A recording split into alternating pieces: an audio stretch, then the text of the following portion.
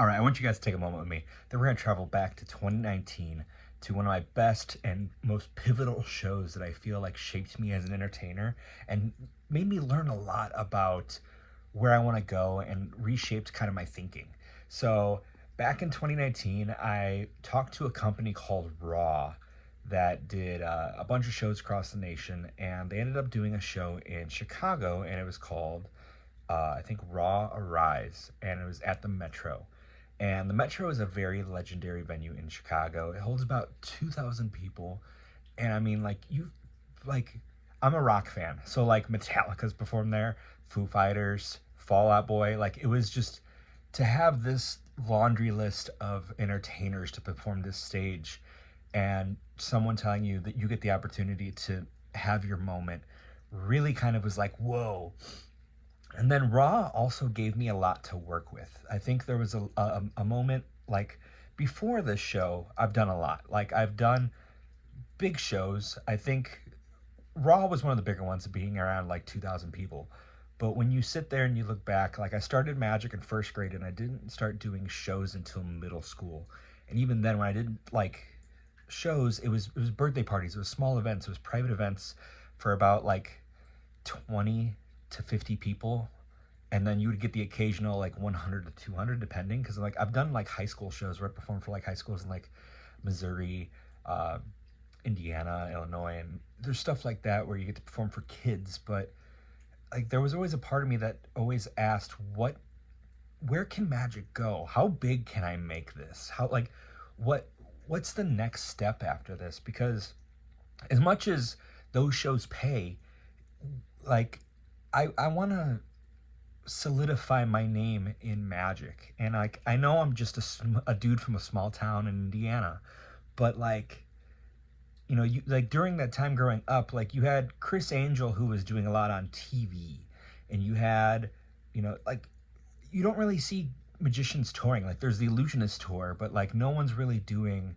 a lot. And even then, like let's just look at a local level, there's so many people that do birthday parties in a specific area. If you like Google like magicians in your area, a majority of them are just they do birthday parties and stuff like that. I've always wanted to break that mold and see where can we take this. Can we do like in one year I did a hockey arena. you know it's crazy to think like where can this go, and Metro was definitely that pivoting point. So Raw allowed me to have a little bit of freedom, and this is what kind of like made things a little bit more interesting for me. Was it wasn't just performing, and I think that's the main thing about this. Was Raw was like, hey, we need you to promote, can you go on a talk show? And I was like, oh yeah, cool, I'll go on a talk show, let's see how this goes. And I've done talk shows before. I did America's Got Talent auditions a couple times, and even then, like doing America's Got Talent auditions, I didn't have the confidence as much as how this show gave me confidence. But I did an interview on a show called The Man Cow in the Morning Show. And Man Cow is like the Howard Stern of Chicago. He had like an amazing morning show, and it was always raunchy, and it always made you go like, whoa, did you just say that? And so I was invited to go to do the show. And mind you, they told me, yeah, bring magic, do stuff, like be sure to have things ready. And I was like, okay, cool. So like I brought like a few things, and it was funny because Mancow did not allow me to talk at all. Like I sat there, I remember going on the show, and he was, he was going about his program, and he tosses it off to me, and like I didn't get like any heads up of like what to say or what. He just goes, and we got Keelan here. Keelan's a magician, and all I had to say was, yeah, we have a show coming up on this day.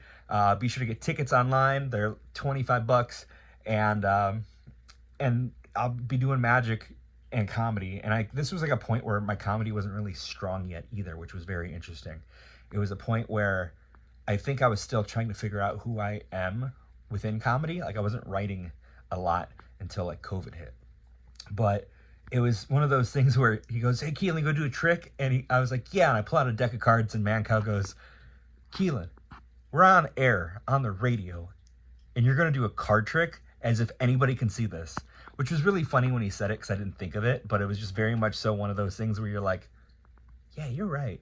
But also right now, like you have so much social media and stuff where you can go and check out like an Instagram and see magic or whatever's going on in the studio.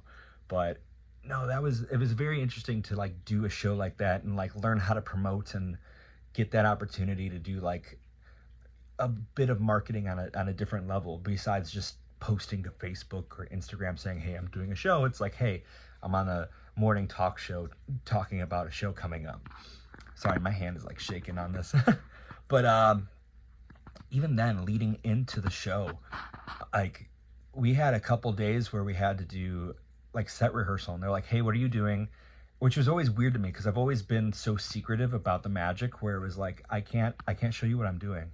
And it was a point now where they're like, hey, like we want to understand your lighting, we want to understand like where you're walking, you know, is there any fill lights you want, which are the lights that are behind you to make it look like it's colorful and stuff on stage. And I told them like, listen, I don't know what exactly I want. I've never had this level of production before, so you guys can you can do whatever you guys want, and I'll just run with it. And they did really beautiful with it. Even then, like the sound people, like they're like, do you have any music? And I was like, there's probably like one sound thing, which I'll clip a couple of performances from that show at the end of this video. But it was just very much so, like it was so crazy to see the production value. And it was like, it made me realize like there's so much more to entertainment than just showing up and performing. And it's crazy that it took me that, like, I mean, I've done a lot, but like in that moment I was like, this is kind of like how I want stuff to go moving forward. Like I want this like level of like, you know, what is the sound doing, what is the lights doing, like there was so many layers leading into this show that like I knew how this show was going before we even got there. Like normally when I go and do shows, especially like birthday parties and stuff, you show up maybe like a half hour early and you kind of survey what the room's like, and you're like, we're gonna run with this and see where it goes. This was very much so like we knew what was happening every second. And it was very cool because this was the one show too where when I got onto stage, I normally never do this, but I remember just walking out, and you'll see it in the video. I walk out and I kind of take a moment to look across the room and just soak it in for a sec, because it like I've never really like done that. Even then, like I said, the shows I've done were very like smaller venues. So like when you sit there and, you know, I mean, I've done Laugh Factory, I've done like, you know, cool stuff, but like I never really like looked out into a crowd, especially because Metro, how the lights are set up, you can still see everybody in the crowd. Like majority of venues you get to, everybody kind of washes out into the darkness. So you can only see like the front row, and then everybody else behind them is kind of just like in like darkness. This was very much like I can see everybody in the room, and it was just, it gave you a level of nervousness and fear, but at the same time, it was like the greatest rush you've ever felt, because it's like, this is amazing. But yeah, this show definitely made me think about like where I wanted to go with magic, because it was just standing in front of 2,000 people and performing and seeing like, hey, like I learned so much from like, what can we do on a stage this big? What do people want? And just talking with the crowd rather than just performing to them was so much of a learning experience. So I want to take you guys through the clips I have from the performance. So I'm going to take you around the backstage area, and then I'm going to take you to the show, and you can see a little bit of the performance. But this was the greatest show I feel like I've done in forever. And then obviously COVID hit, and then it kind of derailed a lot of stuff. But I'm trying to get back on my horse. But let's get right into it. What's up, guys? I'm here at Metro Chicago checking out the performance space. The stage is here behind me. It's a really nice stage. It's very cool to see bands like Fall Out Boy and even Foo Fighters perform the stage, and I can't wait to be the next artist to perform the stage doing magic of all things. So you can get tickets now. Tickets are only $25 up until the 17th when they go off sale. So be sure to get your tickets, and I'll throw in a free wristband. And I can't wait to see you here at Metro on July 24th. See you there. So we're in the green room. I'm going to show you guys the venue. So we have this back room here. All these stickers, hallway,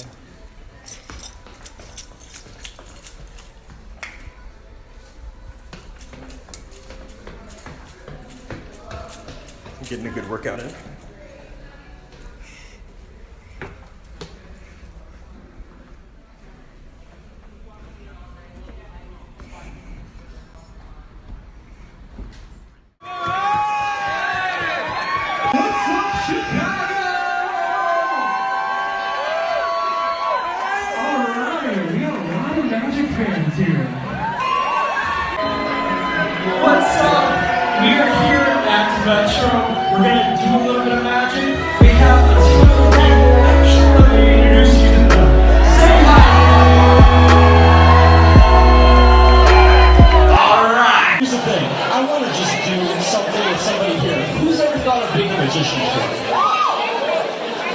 sounded way too excited. How much did you drink already?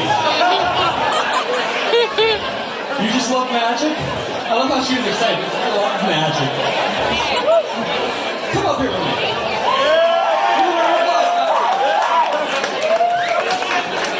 What's your name? Bridget? Nice to meet you, Bridget. Have you ever thought of being a magician?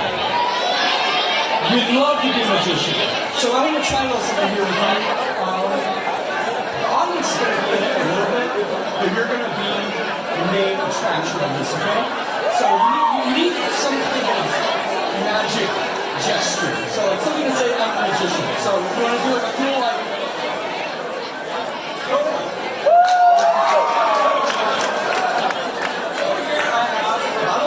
check that out.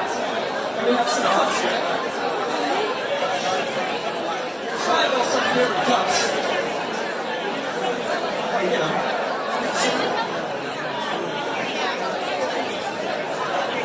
And we're going to take a little toast. I'm not alcohol because we're going to keep it clean up here, but you probably had too much already. No, you swear? So let's open that up. And I want you to pour a little bit in this cup. Perfect. And then pour a little bit in my cup. All right? There. So I want you to tap that, throw it in the bowl. Almost made it. And we're going to cheers to the back of the room, okay? To all the people cheering right now, you're awesome. Even up there, too. I see you up there hiding. This. We're going to do a toast to Raw. You have amazing artists here. You have this amazing crew that put this together. You have DJ Sax up there. You got all the people right here doing the lights. I see you soon. We're going to do a little trick here, okay? So you're going to follow my lead. So you're going to keep the cup up like this. And we're going to do a quick spin, okay? So you're going to watch me first, and then you're going to do it. Alright? So you're going to turn counterclockwise. And it's to your left, correct? Oh, okay. So we're going to turn to your left, and we're going to do that, okay? So watch me first.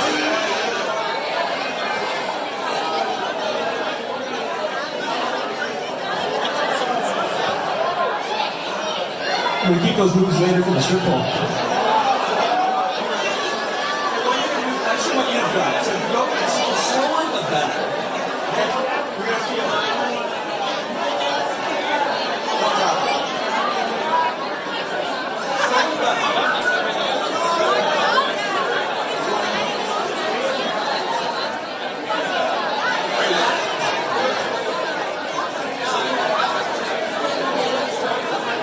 Now, what you're going to do is this. You're going to take your hand and make a magical gesture, okay? My favorite is going.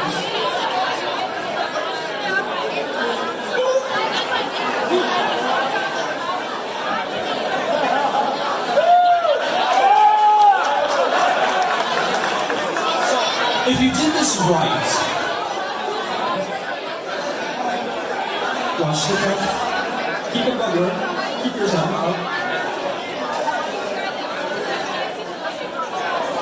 So now, it's your turn.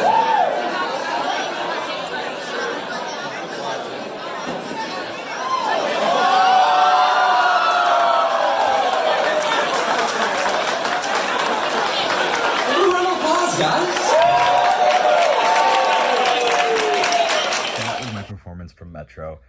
It meant a lot because during that time too, like it was a ticketed event, so like having people buy tickets to an event versus like just kind of showing up really kind of like set up a different mindset for me. And then also the cool thing was my now girlfriend, who was yet to be my girlfriend, her and her friends all showed up and were on the front row. So it was like a very much so like, this is awesome feeling. And it was very comforting too. But this is what I want to do. I want to try and break the boundaries of what I can do as a magician. You know, like again, like I said, there's so many magicians in the area, wherever area you go to, that just focus on like local small things like birthday parties and stuff, that it's like, how big can we make magic? You know, like Chris Angel was already what, like 2008 era, and that's he's not even performing like on TV anymore. He's just doing the show stuff, and it's like you got Blaine doing TV stuff, but like there's not a lot of entertainment surrounding magic right now in like the media, I guess. So it's like, how can we make this bigger and how can we do more with it? But definitely want to do more theater shows. I've been trying to perform all over the US. Got 24 states, 26 states, somewhere in there. Travel on over. So be sure to see me on the road if you ever do. And if you guys like this, give it a like. Comment below some of your favorite venues and like where's the best show you've ever seen at. And then be sure to subscribe, by the way. Take care. Thank you for watching.